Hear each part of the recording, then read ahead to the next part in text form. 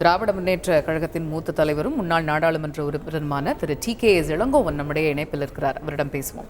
இணைப்பில் வந்தமைக்கு மிக்க நன்றி திரு TKS இளங்கோவன். தமிழ்நாட்டில் CA சட்டத்தை கால் வைக்க விடமாட்டோம் என்று தெரிவித்திருக்கிறார் முதலமைச்சர் மு க ஸ்டாலின். இந்த நிலையில மக்களவை தேர்தலுக்கு முன்னதாக குடியுரிமை திருத்த சட்டம் நடைமுறைப்படுத்தப்படும் என்று திட்டவட்டமாக கூறியிருக்கிறார் உள்துறை அமைச்சர் அமித்ஷா. உங்களுடைய முதற்கட்ட பார்வை? நாடாளுமன்றத்தின் இரு அவைகளிலும் இந்த சட்டம் நிறைவேற்றப்பட்ட பிறகு கூட இந்த சட்டம் ஏன் இன்னும் நடைமுறைக்கு வரவில்லை என்றால், அனைத்து மாநில அரசுகளிடமும் கருத்து கேட்டு அவர்கள் கருத்தின் அடிப்படையிலே இந்த சட்டத்தை நாங்கள் நடைமுறைப்படுத்துவோம் என்ற ஏற்கனவே அவர்கள் அளித்த வாக்குறுதியின் அடிப்படையில் சில மாநிலங்களில் அவர்கள் அந்த கேள்வியை எழுப்பி மாநில அரசுகளின் ஒரு சில மாநிலங்களில் ஒப்புதல் பெற்றிருக்கிறார்கள், ஒரு சில மாநிலங்களில் எதிர்ப்பையும் சந்தித்திருக்கிறார்கள். ஆனால் தமிழ்நாடு உள்ளிட்ட மற்ற மாநிலங்களில் இது குறித்து அவர்கள் பேசவே இல்லை. எனவே இந்த சட்டம் நடைமுறைக்கு வருவதற்கு முன்னாலே மாநில அரசுகளிடம் கலந்தாலோசித்து விட்டு நடைமுறைப்படுத்துவோம் என்று அவர்கள் சொன்ன வாக்குறுதியின்படி அவர்கள் பல மாநிலங்களில் இது குறித்து பேசவே இல்லாத நிலையில் அவர்கள் இந்த சட்டத்தை கொண்டு வருவது என்பது தவறானது. 4 ஆண்டு காலமாக இந்த சட்டம் ஏன் நிலுவையில் இருந்தது என்றால், இவர்கள் மாநில அரசுகளுடன் பேச்சுவார்த்தை நடத்தாமலேயே விட்டுவிட்டார்கள் என்பதனால்தான் நிலுவையில் இருந்தது. இதை கொண்டு வர வேண்டும். இரண்டாவதாக, பொது சிவில் சட்டம் என்பது இந்திய அரசியல் அமைப்பு சட்டம் பிரிவு 25க்கு எதிரானது என்பது என்னுடைய வாதம்.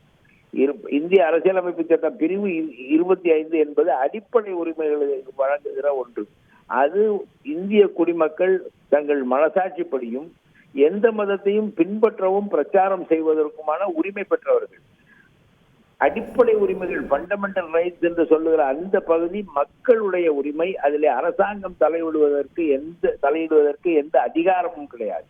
எனவே மக்கள் கருத்து அறியாமல் இதை செய்வது என்பது இந்திய அரசியல் சட்டத்துக்கு எதிரான ஒன்று. எனவே CAA சட்டமாகட்டும் அல்லது பொது சிவில் சட்டமாகட்டும், இரண்டும் மக்களுடைய விருப்பத்தை கேட்டு செய்ய வேண்டும், தன்னிச்சையாக செய்யக்கூடாது என்பதுதான் திராவிட முன்னேற்ற கழகத்தின் நிலைப்பாடு.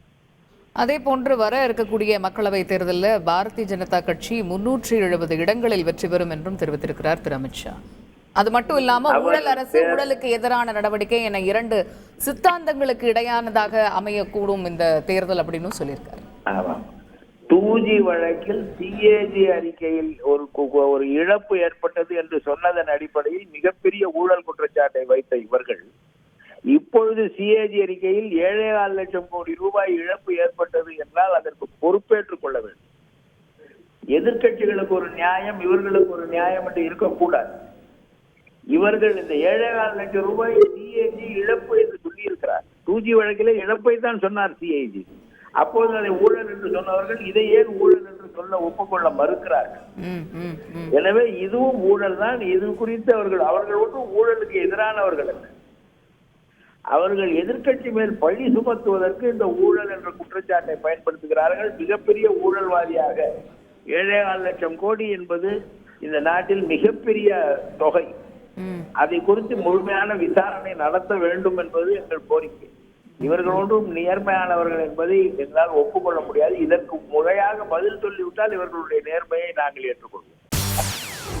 செய்திகளை உடனுக்குடன் தெரிந்து கொள்ள உடனே சப்ஸ்கிரைப் பண்ணுங்க.